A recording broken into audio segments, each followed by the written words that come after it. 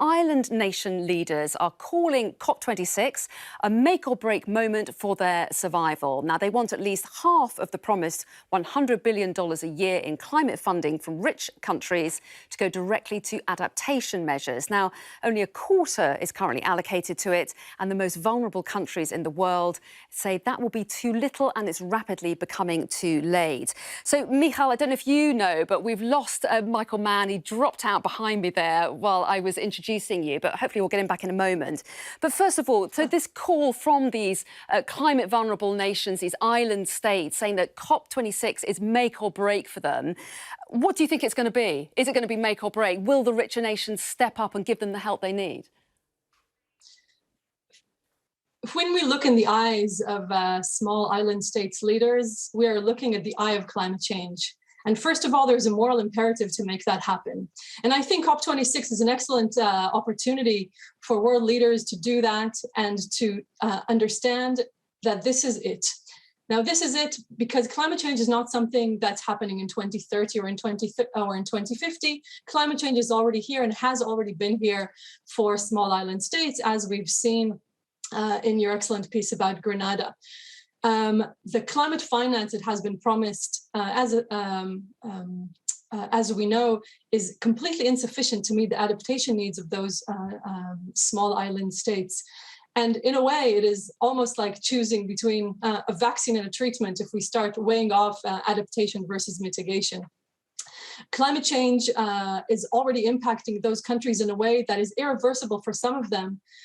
But I think that we have an interesting opportunity here because small island states have proved in the past, especially around the Paris Agreement, that they have significant power to impact those debates. Well, yes, okay. They were the ones who spearheaded, for example, the crucial language on well below 2 degrees that managed to get into the Paris Agreement and spearheaded an excellent ambition and advanced the debate on loss and damage. I'm just going to cut in because we've got Michael back, so we want to celebrate that by bringing him in. Sorry we lost you just for a moment there, Michael, but let's pick up on that point that Michal was making there, that nations like the Marshall Islands made a real difference, didn't they, around the Paris Agreement by stepping up, putting pressure on at just the right time. Could that happen again this time round? And how much power do those smaller nations have in negotiations like this? Well, they've got the power of their voice, and they have to tell the stories. People have to understand that, you know, when we talk about dangerous climate change being at a 1.5 degrees Celsius or 2 degrees Celsius, dangerous climate change has arrived for these people.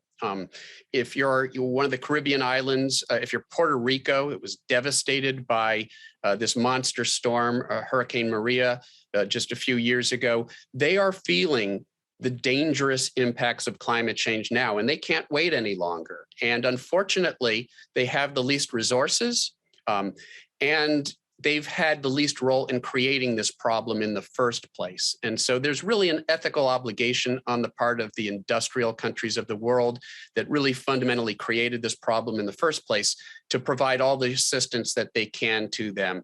And these countries, they need to use their voice, the moral authority of the stories that they can tell about the truly devastating impacts that they are now seeing to wake us all up and to put pressure on our policymakers to act now.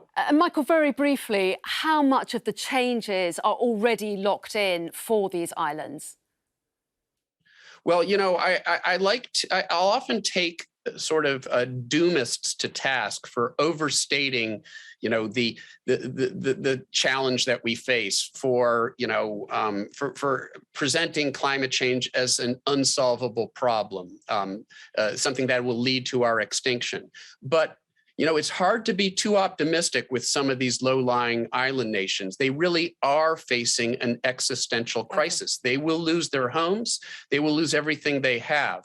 And so some of that is locked in. It's baked in. There's a certain amount of additional sea level rise that's baked in. If we can hold warming to 1.5 degrees Celsius, which, as we already saw earlier, we heard we need to bring carbon emissions down by 50% within this decade. But if we can do that, we can probably hold warming below 1.5 degrees Celsius, probably limit sea level rise to under 1 meter, where there's still the potential to adapt to those impacts.